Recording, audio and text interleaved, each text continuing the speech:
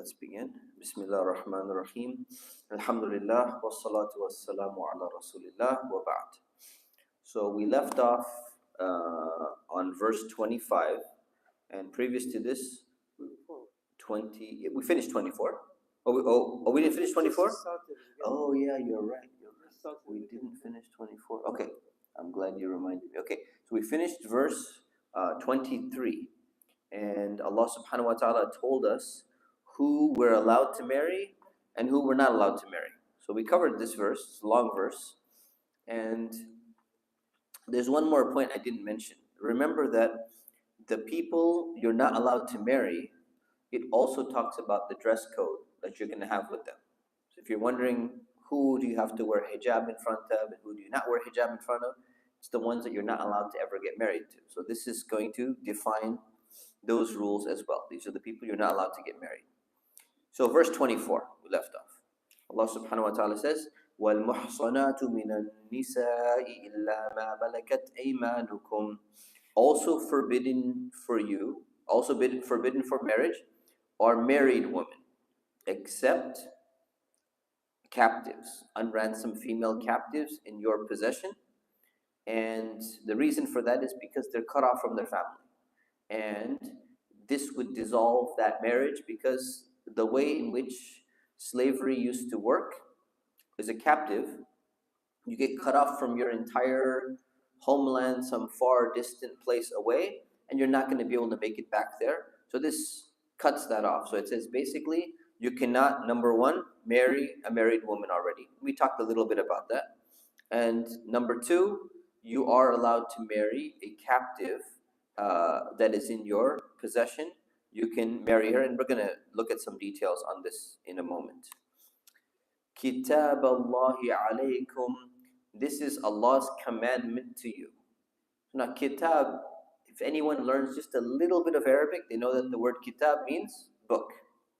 But kitab also means prescription, not just book. So it has, one word could have two meanings, or three meanings, or four meanings, or five meanings. So here, this does not mean the book of Allah for you, because the ala means upon you. It's referring to Allah's command. This is Allah's commandment to you, meaning Allah just gave you some rules, and He's reminding you these are the rules that Allah is giving. All these rules about who you can and cannot marry. وَأُحِلَّ لَكُمْ مَا وَرَاءَ ذَلِكُمْ أَن تَبْتَغُوا بِأَمْوَالِكُمْ مُحْصِنِينَ غَيْرَ مُسَافِحِينَ. Allowed for you is everyone besides that, as long as you seek them with your wealth, right? Seeking them with your wealth means when you get married, you have to give a mahar, bride gift. So when you get married, make sure you're giving that bride gift, that mahar. مُحْصِنِينَ غَيْرَ مُسَافِحِينَ. You have to marry them in a proper marriage contract. What is a proper marriage contract? With witnesses. You have the intention of having a permanent relationship, not a temporary 1 hour marriage, or a 1 month marriage. غَيْرَ مُسَافِحِينَ. And not taking girlfriends, right? Or the idea of a girlfriend is temporary. So this is a really interesting verse, because it defines what correct marriage is and what incorrect relationships are. And it gives you the reasoning and the rationale behind that. So the reasoning is built in, if you think about it, because a lot of people today, the standard relationship today in the United States of America is, for people under the age of 30, is not marriage. It's having a girlfriend, having a boyfriend, all of these things. And you say, well, what's the difference between getting married and what's the difference between having a boyfriend or having a girlfriend? So what you can see is Allah is basically saying that you're allowed, besides the people who are mentioned that you're not allowed to marry, you're allowed to marry anybody else. Besides that, whatever type of person, whatever style, whatever language they speak, whatever culture they have, you can marry anybody else. But it says, make sure أَن تَبْتَغُوا بِأَمْوَالِكُمْ. Make sure that you give the mahar. So number one condition of marriage is you give a mahar, you give a bride gift. When you have a girlfriend, there's no bride gift. Like there's no if in high school and in middle school, in college, people start having girlfriends and boyfriends. And when they hook up, there's no concept of, okay, hey, you want to be my girlfriend? Okay, here's $2,000 for you to be my girlfriend. This doesn't happen. It's like, you know what? Let's go out for coffee or let's go out on a date. There's no first gift, date that's like a substantial sum of money, because you're not ready to make this long commitment. Usually the concept of going out on a date is, oh, we're just going to get to know each other and see if we click and see if our personalities match and everything. I'm not going to give you $3,000 on our first date. What if it doesn't work out? What if something happens? So number one is mahr. Number two, muhsinin, you're seeking them in a proper marriage. Proper marriage in Islam is there need to be witnesses, so it's not secret. People are aware of it. And you're intending this to be permanent. This is not a temporary thing you're just testing out or something like that. You have the intention. It may not work out, but you're intending that it works out. Number two, and what you're not doing is you're not taking a temporary girlfriend or a temporary boyfriend or something like that. So this is the difference. These are some of the core differences between getting married and having a girlfriend or having a boyfriend. فَمَا اسْتَمْتَعْتُمْ بِهِ مِنْهُنَّ فَآتُوهُنَّ أُجُورَهُنَّ فَرِيضَةً. For the enjoyment, meaning the enjoyment of consummating that relationship, you have received from them. Let me move this for you. So from the enjoyment you have received from them, make sure to give them their required bridal gifts. Meaning you have to make sure you're giving the mahar. And again, we talked about this before, but it's saying that if you didn't consummate the marriage, then you're not going to pay the entire marriage. Because some people, they get married and they don't consummate the marriage, and they gave the mahar, they gave this bridal gift, maybe it's a lot of money, but their status has changed due to marriage, but they've actually not been physically intimate with one another. So that changes the rules a little bit. Saying if you have, then make sure you give it. وَلَا جُنَاحَ عَلَيْكُمْ فِي مَا تَرَاضَيْتُمْ بِهِ مِنْ بَعْدِ الْفَرِيضَةِ. There's nothing wrong if you mutually agree to a change after it had been set. So if you both agreed on some amount for mahar, let's say you say, you know what, if either of them change, so you know what, I was going to give you $3,000 for mahar.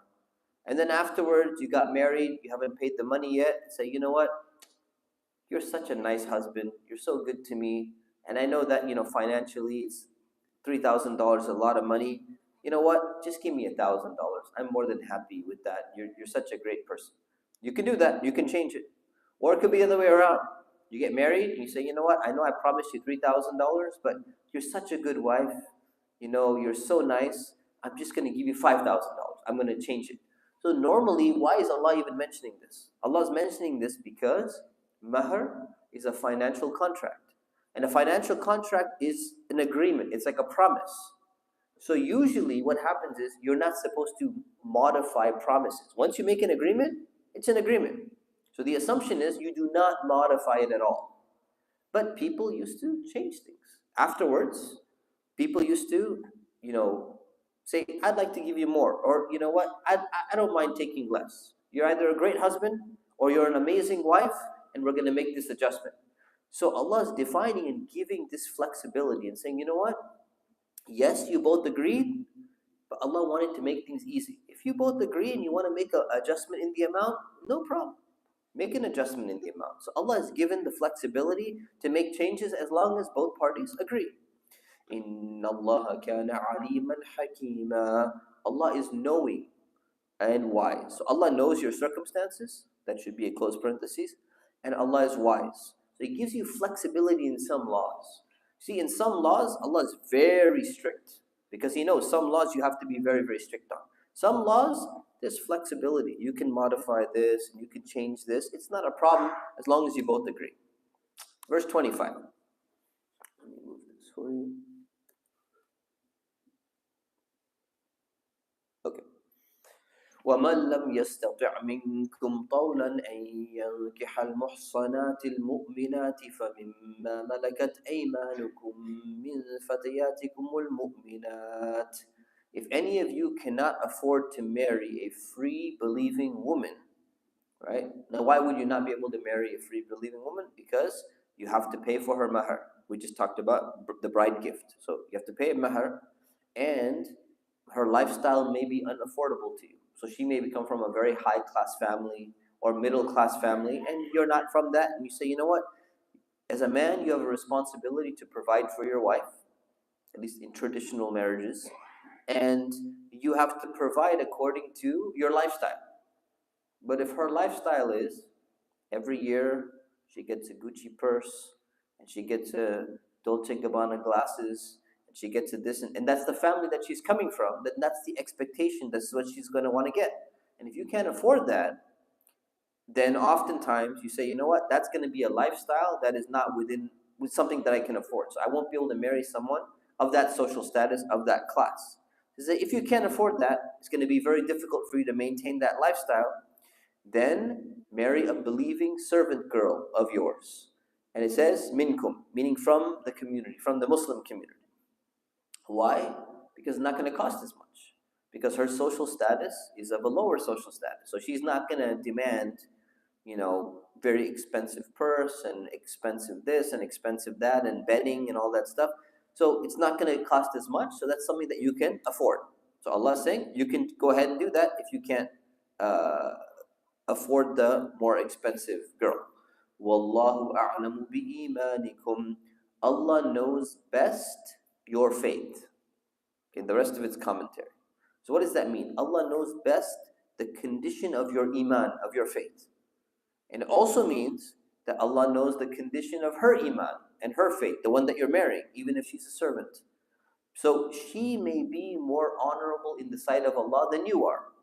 So never look down on her, because what used to happen is Allah is basically saying, you don't have so much money, but you want to get married. You're going to marry someone from a lower social status. If you marry someone from a lower social status, then you're going to think, you know what, that may harm my reputation. And I'm going to be, people are going to look at me and say, oh man, you married someone who's kind of like poor, from the poor class or something like that. And Allah says, you know what? He knows your iman. Allah knows what's in your heart, of how beloved you are to Allah, and Allah knows what's in your heart. Don't think that if you marry someone with a lower social status or lower wealth status, it's going to reduce your status. Because what matters the most in the sight of Allah? Is it money? Is it clothes? Is it style? It's iman. It's what's in your heart. That's what matters. He's saying don't care about any of those other things. Ba'dukum min ba'd. You are from one another. Right? So which means that don't be ashamed to marry another human being, because you're all from each other. You're all human beings. And it's not going to reduce your status. So don't have this idea of, oh, someone from the lower class. You're still human. She's still human. So forget all of this idea of class and all that stuff. Don't feel bad about marrying somebody, because you're all human beings. فانكحوهن بإذن أهلهن وآتوهن أجورهن بالمعروف محصنات غير مسافحات ولا متخذات أخدان. Marry them with the permission of their owners, because the owners have a degree of authority over them, and give them their dowry, give them their bride gift. I should have translated this as bride gift. Give them their bride gift in fairness as properly married women, not as prostitutes or taking them as secret lovers. So this is the idea. So we just talked about the difference between getting married and having a girlfriend. Now some people come and they complain and they say, oh, this idea of mahar, this idea of a bride gift, that sounds like prostitution, because you're going to pay somebody to have physical relationship. There's a big difference. Allah is clarifying that this idea of giving the bride gift is completely different than the idea of paying somebody to paying somebody to have a relationship with you. The difference was, as we saw previously, is that you have the intention of having a permanent relationship. You're trying to build a family with this person. There are witnesses there, and marriage is a completely different relationship. So there are three types of relationships. There is marriage, there's having a girlfriend or a boyfriend, and then there's the super short term one night stand, prostitution, secret lovers, no one else knows about it, no witnesses. These are all different categories. In our society today, this one is still viewed as somewhat bad, somewhat immoral, but it's becoming more and more normalized. Like prostitution is becoming normalized and legalized in many parts of the world. In fact, it's being advocated, especially in some European countries. In fact, I'll tell you a quick story. There was a sister in Germany. She contacted me asking for some help. But what was the issue? The issue was because I studied in France, so I knew some of the people in Muslims in Europe. So she contacts me and she says, I'm don't have a job. I went to the German government. The government is a socialist government. So she says, until I find a job, I need some government assistance, and they give everybody money. So she says, I'm getting money from the government to like help me pay for my bills and housing because I'm poor.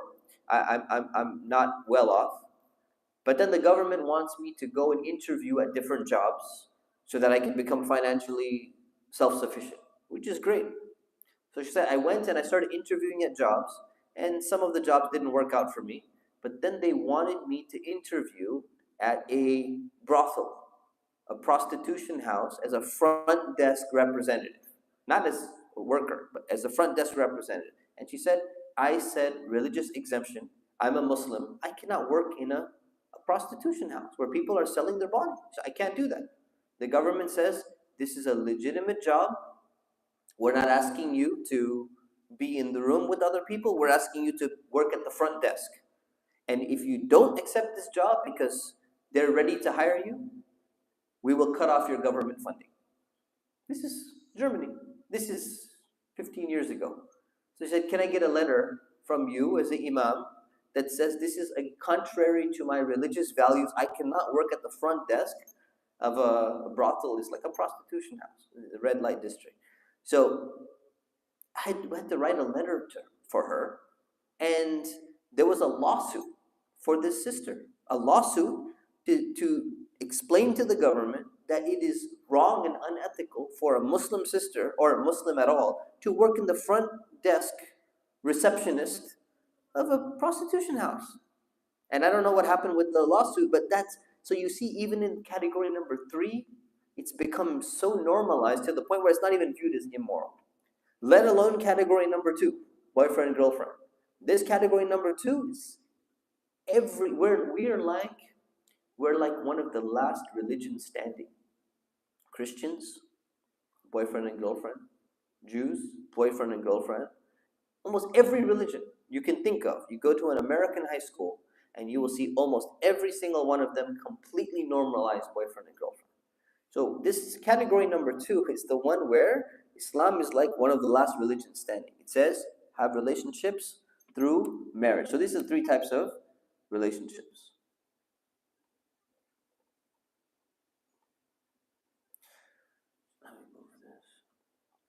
فإذا أحصن فإن أتين بفاحشة فعليهن نصف ما على المحصنات من العذاب. If they commit an indecency, right, meaning fornication after marriage, meaning the servant girl that you married, they receive half the punishment of free women, which normally would be 100 lashes of a whip. It's 50 lashes. Why 50 lashes? Why half? Because it's a difficult circumstance of living in slavery. So Allah subhanahu wa ta'ala said the restrictions and the rules are going to be cut in half, so the burden is less, because Allah knows the difficulty of being in that situation, in that state.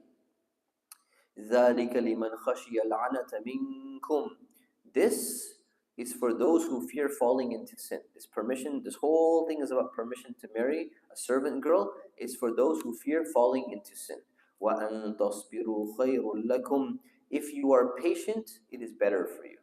So here the scholars have interpreted. I'm pretty sure there's a difference of interpretation on this one. But so far what I found is the scholar said, if you can wait to marry someone from your own social status, and you're not fearing that you're going to fall into sin, that's going to be better for you. Which means that the idea of taking social status into consideration when you're getting married is something that's recognized within the Sharia, within Islam. Wallahu ghafurur rahim. Allah is forgiving and merciful. You just hide this. How do you hide this thing? Hide video panel. Did that work? That did not work. Oh, there we go. There we go. Okay. All right. Wallahu ghafurur rahim. Allah is forgiving and Allah is merciful. Meaning that if you did something wrong, Allah is forgiving and merciful. If you hastened and you should have waited, Allah is forgiving, Allah is merciful for that as well. Okay. So questions on this so far, and then we'll move on to the next section. These are very technical and more detailed verses about marriage and things like that. Any questions on this one? No? Okay, let's move on then. Section 5. يريد الله ليبين لكم ويهديكم سنن الذين من قبلكم ويتوب عليكم. It is Allah's will to make things clear to you. Meaning about all the rules that all these rules He's giving, so much detail. You see how long the verses are, right? Why is Allah giving you all these details? He wants things to be clear to you. What are the rules? What are the limits? All of that. He wants to guide you to the ways of those before you. So meaning, in the Quran, Allah tells us stories of the people of the past. So you learn lessons about what's good, you learn lessons about what's bad. وَيَتُوبَ عَلَيْكُمْ. And He wants to turn to you in mercy. How is He going to turn to you in mercy? By making the rules clear to you. Because that's merciful. If you explain to someone, you give somebody a task. You say, hey, I want you to go down the street and buy that thing. Like, wait, what? But where? What exactly? How much does it cost? How am I supposed to do it? No clarity. But if you give explanation in detail, I want you to go down the street, go to this address, go to this person, take this much money, buy this specific thing, this is how much it's going to cost, and then bring it back. Makes your life easier so you're not guessing. So clarifying rules is a mercy. And He wants to guide you by giving you stories about what happened so that you have role models. And you have good role models, you have bad role models that you don't want to ever emulate. So that is how He's going to turn in mercy by giving you all this instruction. Wallahu alimun hakim. Allah is knowing, Allah is wise. Wallahu yuridu an yatuba alaykum. Allah wants to turn to you in forgiveness. Through these rules and through these stories, Allah wants to forgive you if you make mistakes. وَيُرِيدُ الَّذِينَ يَتَّبِعُونَ الشَّهَوَاتِ أَن تَمِيلُوا مَيْلًا عَظِيمًا. Those who follow their desires want to see you deviate entirely. So Allah wants you to be forgiven. What do the other people want? Like the disbelievers, people who reject Islam, they want you to deviate from the right path just like they themselves have done. So it's clarifying to you, this is why you should follow the guidance that Allah has given you. يُرِيدُ اللَّهُ أَن يُخَفِّفَ عَنْكُمْ. Allah wants to lighten things for you. Meaning He wants to make them easier for you. It's like if you have a load and it's really heavy and it's difficult for you to carry, it's so heavy. Allah's like, you know what, that's heavy, I want to make it easier for you. Let me remove some of those things and now your load is lighter. It's easier for you to live your life that way. So Allah wants to make things easier for you. He doesn't want to make things difficult for you. So even though there's a lot of rules, and sometimes people think, you know what, so many rules. This person wants to make my life difficult. Allah's saying, no, Allah doesn't want to make your life difficult. He's giving you the rules for your own good, and He's not trying to make your life difficult for you at all. وَخُلِقَ الْإِنسَانُ ضَعِيفًا. Man was created weak, meaning easily overcome by desires if you don't have proper guidance. So why does Allah want to make things easier for you? Because He knows that there's weakness in us. We're prone to weakness, so Allah wants to make our life easier for us.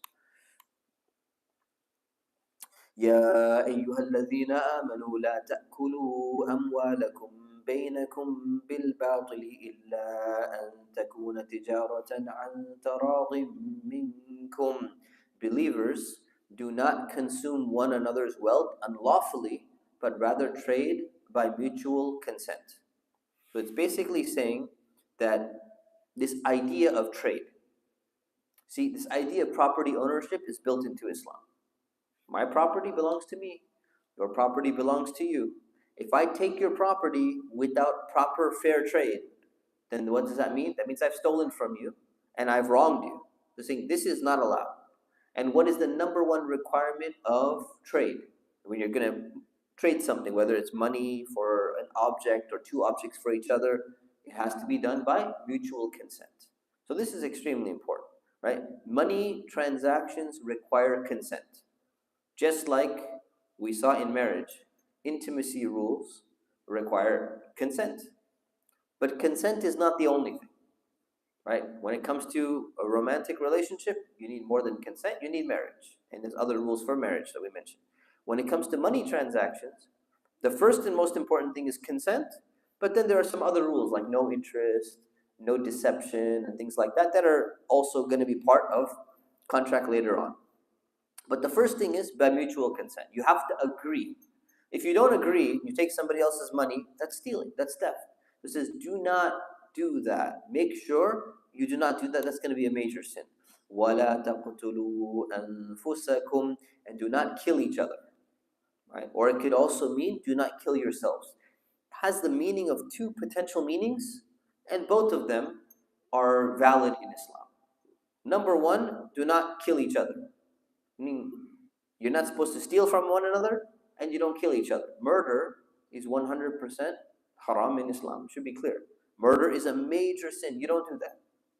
But the other meaning or the other understanding is do not kill yourselves, meaning suicide. We talked about this, I think, in Surat Al-Baqarah. Do not kill yourselves either. Do not commit suicide because life is a gift that Allah has given you. No matter how stressed out you get, no matter how depressed you get, do not end your life because your life is a test. And if you end your life, it's like this. You're being tested by Allah. Good deeds, bad deeds. It's like you're getting points. Imagine you're in an exam, you're in an exam room, your teacher's giving you a test, and you're getting through really difficult questions. This one is so hard. I don't know what the answer is. The next one, this one is so hard. And if you get so frustrated, you say, you know what?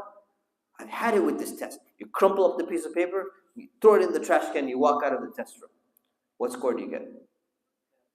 0. If you at least tried, you at least guessed a few of them, you at least got some of them correctly, teacher might be like, you know what, at least the person has tried. Maybe we can give a few extra credit points or something. But if you walk out and you just throw the exam, you rip it up, throw it away, get 0, right? That's suicide. So you never take away your life, no matter how difficult things are getting, no matter how much you're feeling like, you know what, I'm doing all these, everything is going wrong in my life, and it's so frustrating and all of that stuff. Don't ever think that your life is over. And you know what the sad part is?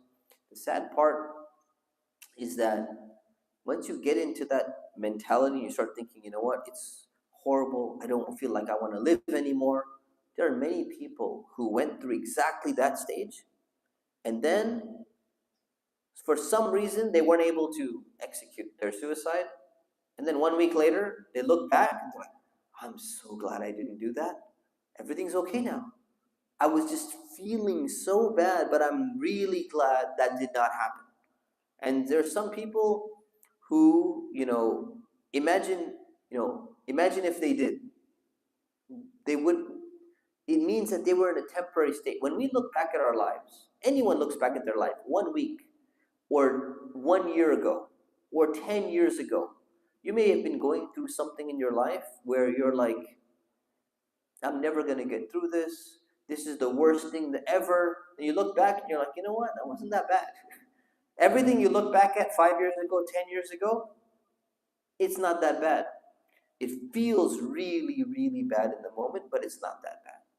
And that's why one of the biggest concerns that we have, one of the huge challenges is euthanasia. Who's heard of euthanasia before? Has anyone heard of euthanasia? Okay, some of you have. Raise your hand. Who has heard of euthanasia? Okay, a few of you. The first time I heard euthanasia at a Model United Nations conference, I thought it was youth in Asia. I'm like, so what's going on? What's with the youth in Asia? Like, we got a problem with the youth in America. Euthanasia are doing pretty good. Euthanasia, EUTH. Euthanasia means assisted suicide. It means helping somebody to kill themselves. So someone says, I'm having a horrible day, this and that. Say, oh, here's a poison pill. I'm going to help you out here. Take this one. I'll inject it for you, and I'll help you die. So this is something that's been going on for decades now, and it's becoming more and more prominent. And there are countries now where people want to fly to these countries where they're going to help you to kill yourself. And they're saying that if you don't support euthanasia, if you don't support assisted suicide, you're an immoral, bad person. Because people are suffering and they're going through difficulties, and you want them to remain and live in difficulty. So now Islam, which teaches that you should never kill yourself, should never kill yourself. Now there are other people in the world, they're looking at Islam and saying, people are so bad. You don't allow and help people who want to kill themselves. You don't help them kill themselves. I mean, this is crazy. This is insanity.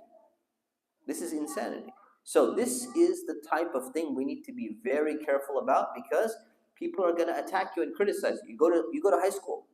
You're going to have debates with students. Your teachers are going to debate you and say your religion, some teachers, they're going to say your religion of Islam is an intolerant, immoral, backwards religion because they don't care about people. Why don't they care about people? Because they don't help the people who are feeling bad to kill themselves. It's ridiculous. Muslims should be confident and respond back and say no. The last part of this verse, Inna Allah kana bikum rahima. Allah is merciful to you. Why? These rules of not killing yourself, this is a mercy to you. Because almost everyone who goes through something and then they decide, you know what? I'm not going to take any action. They look back on their life and they say, I don't feel the same way now that I felt when I was in that situation. So this idea of helping people to kill themselves is crazy, but it's becoming more and more popular and becoming more and more common. So you as Muslims need to be very cautious about this, right? Because there's pressure now on Muslims saying, you Muslims, you need to get with the times.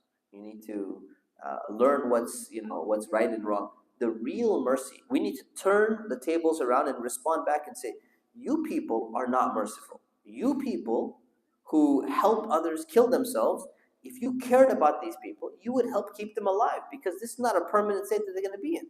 You don't just make a decision on the spot, I'm going to take away my life. So this is a very problematic time we live in. We need to know, number one, what Islam says.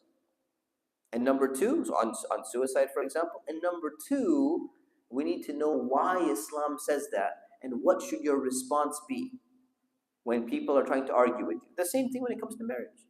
So, you know what? What's wrong with having a girlfriend? What's wrong with having a boyfriend?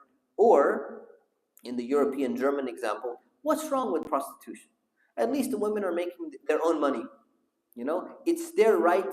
They're allowed to do with their bodies what they want. At least, in fact, they say, you know what? Now there's a healthcare plan. So you know what? There's a group healthcare plan for people who work in the red light district. So see, they're getting healthcare.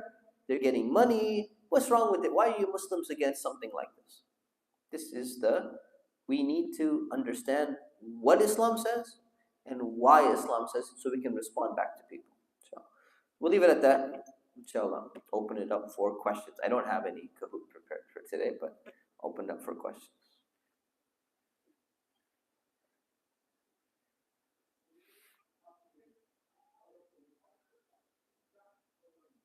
Oh, I'll come up with some questions.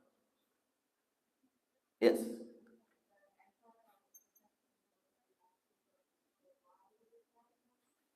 Good. Suicide? Yeah. So it's non-commitment in terms of having a family. We talked about the witnesses. We talked about the mahar. Were you here for that or no? You were? Okay.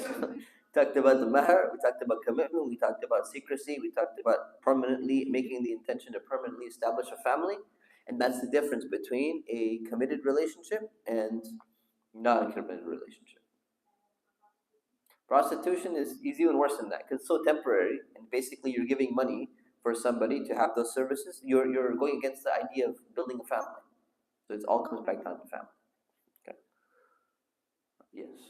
I heard punishment for committing suicide is like you, for instance, like you throw yourself off a cliff and you throw yourself off a cliff over and over. Correct. So the punishment of the way in which you do suicide, if you stab yourself, punishment in the hellfire will be you keep on doing that same action of stabbing yourself forever. If you threw yourself off a cliff, you'll be keep throwing yourself off a cliff. So it's a very, very serious punishment.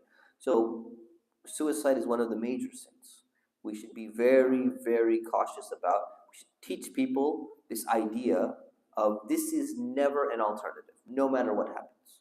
Because it's also becoming, when people get very, very stressed out, there's also a concept of honor killing. So, like for example, in the samurai tradition, the samurai will end up killing themselves, commit suicide and kill themselves. Happens still in Japanese culture, has one of the highest suicide rates in the world.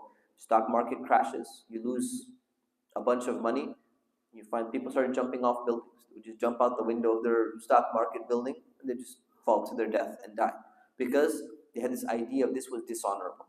And honor is something that's valuable. There's no doubt. This idea of honor is, of course, people feel it. But just being dishonored is not something where you take your life. So for a Muslim, we should just have like a red line. This is something I will never cross, no matter what, because it's such a serious sin. Yeah, Jazakumullah khair. Yeah. About someone who has like Mental illness, yes. Someone who has a serious mental illness or something like that, there's two ways to look at this. Okay? One way is from their own perspective. They should draw a line for themselves and say, this is absolutely unacceptable for me to do something like this. I will never do something like this. Then there's the other people who are looking at them and judging them and saying, you know what, look at this person, what did they do? They did something haram. And that's where we have husn al-dhan. We have a good opinion of people and we say, you know what, we know that Allah subhanahu wa ta'ala only holds people accountable in the next life if they had the full sanity that was given to them. If they did not have full sanity, right? Allah is not going to hold them accountable for their prayers. He's not going to hold them accountable for their fasting, all of these things. So when we look at somebody else, we don't know what's going on inside in their mind. The idea of a mental illness diagnosis, according to DSM-5, psychologists refer to this Manual Diagnostic and Statistical Manual of Mental Disorders, version 5, to determine, well, we think we're placing you in this category. What level of functioning do you have? Well, you're a high-functioning person who has this disorder. And then the manual is going to be modified in another 5 or 10 years or whatever it is. These are all humans' assessment of what's going on. Allah subhanahu wa ta'ala knows the best case. So we assume the best about people. If someone was really struggling in life and they were going through so many difficulties and they did something like this, we have to compartmentalize and say, this action itself as a default is a haram action. I and other people should never consider this. The person who did it, Allah knows their condition. And if their condition is where they were in a state where they were not sane at all, Allah's not going to hold them accountable. And we leave the judgment up to Allah subhanahu wa ta'ala. So we have a good opinion about people because we never know what's going to happen to them because we don't know what their situation. Even when it comes to some people, you say this person was so good, so nice. I think they were on the verge of becoming Muslim. I think they didn't, even pray to any idols or something like that. They didn't worship Jesus. You still have a good opinion of them. Maybe they had iman in their heart. Maybe they believed. Maybe they did not commit shirk. Maybe they believed in one God. So you can even have a good opinion about that. So if you can have a good opinion of this person, you can have a good opinion of this person as well. Yes. About the model, I faced some management question today. Not actually someone want to conduct it with, and they say the model is in the Arabic culture, muqaddam and mu'akhir. Yeah. Something is going to pay now, or something later. Yeah. So the muqaddam is Muslim, the Quran, and the mu'akhir is 50,000. Yeah, they better not have taken the mushaf from the masjid. What do you think about that? Okay, so the question is, that when it comes to mahr, which is the bridal gift, in some cultures there's what's called the muqaddam and the muakhar. And what happens is basically, normally when you get married, you give a mahr of like $1,000, $5,000, $10,000, whatever it may be, and you're supposed to give it as a gift. But if somebody is asking and saying, you know what, well, I'm from a high social status, I'm a princess, and my family and people, the other princesses, like my sisters and stuff, they all got $25,000 or $50,000 in your case. So and the guy says, well, I don't have $50,000 right now. I will. Right now I have $10,000 and I own a car and I own stocks and I don't want to sell all of these other things that I have. So I'm going to give you $10,000 now. I'll give you $40,000 later, over a few years or something like that. Is this allowed? It's absolutely allowed. It's allowed to do that. And this happens in Afghani culture, Egyptian culture, many different cultures. They have this concept. But then this is the halal version of mu'akhar. There's the haram version of mu'akhar. The haram version of, I call this mu'akhar haram, basically. The haram version of mu'akhar means that I'm going to set a delayed, deferred dowry amount, bridal gift amount, super high, that this guy's never going to be able to pay. But I'm going to set it so high so that he never divorces my daughter, or he never can divorce me. Because if he divorces me, he has to pay this much money. So he doesn't have to pay it to me as long as he remains married to me. So I had one person come. They wanted to perform marriage, and they said, you know what? The muqaddam, the mahar right now is going to be like $500, and the mu'akhar is $1.3 million. So I asked the guy, I said, if you can share with me, how much money do you make?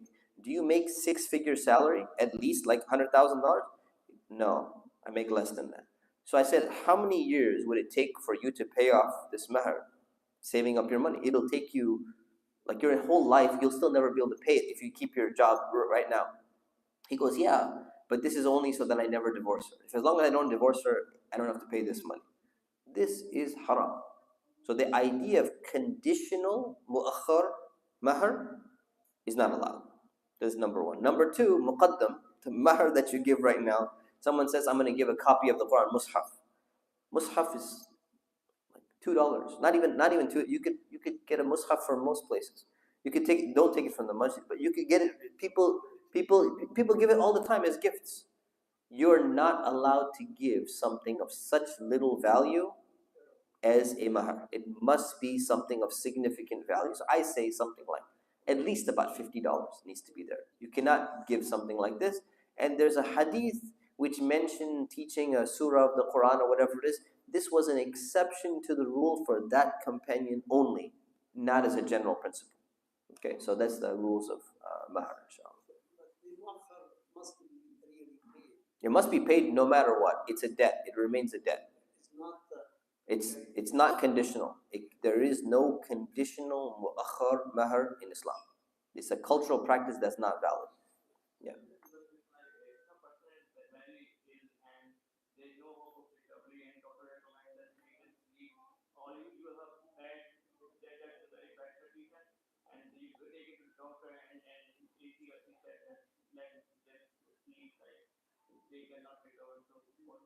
So this is, when it comes to animals, it's different. When it comes to humans, it's different. So the idea of if an animal is in a very bad condition, and they say, let's put the animal to sleep, it's going to be better. This is allowed in the Maliki and the Hanafi schools. Okay. Human beings, this is not allowed.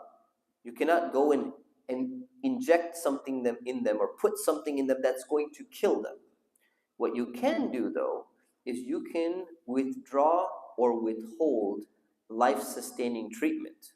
And this is not the same as assisted suicide. So if they're in a state where if you leave them alone, you remove the machines from them and everything, and that's going to cause them to naturally start dying, and you put in whatever painkiller, morphine or something like that, and you allow them to die naturally, but you disconnect the machines, that is not assisting in killing them, because their body would not be able to function anyways without those machines. But if you put something in them that causes them to die, This is suicide. This is assisted, this is euthanasia. So this is forbidden in Islam. You let them die naturally or you let them live naturally. This is the two options that are there. Okay. Any other questions? Yeah. You touched briefly on concepts like money, like interest being haram. So I'm assuming that mortgages are haram. So given like the cost of housing, what would you recommend like young Muslims do? Okay, good question. So I'll briefly answer that. So interest being haram, what do we do for housing and stuff? So you have three options really. Option number one is you take an interest-free loan from friends and family. Option number two is you get involved in a diminishing partnership model where a bunch of people come together or two people come together, buy a home, and the other person starts to buy the shares out while renting in the meantime. It's called diminishing partnership. And the third option is to buy cost plus uh, deferred payment from a builder who makes the home, but they don't involve the third party bank, and they can sell at a profit because they actually built the home and they own the home, and they're not basically giving you a loan, but they're selling you a house, but they're demanding the debt be paid off over time. So these are the three potential options that are there. I have a detailed Islamic finance seminar, 8 hours. It's on my YouTube channel. That gives you the more detail. That's the short answer. The detailed answer is in there. Okay. Any other questions? Okay, we'll leave it at that. سبحانك اللهم وبحمدك أشهد أن لا إله إلا أنت أستغفرك وأتوب إليك. السلام عليكم.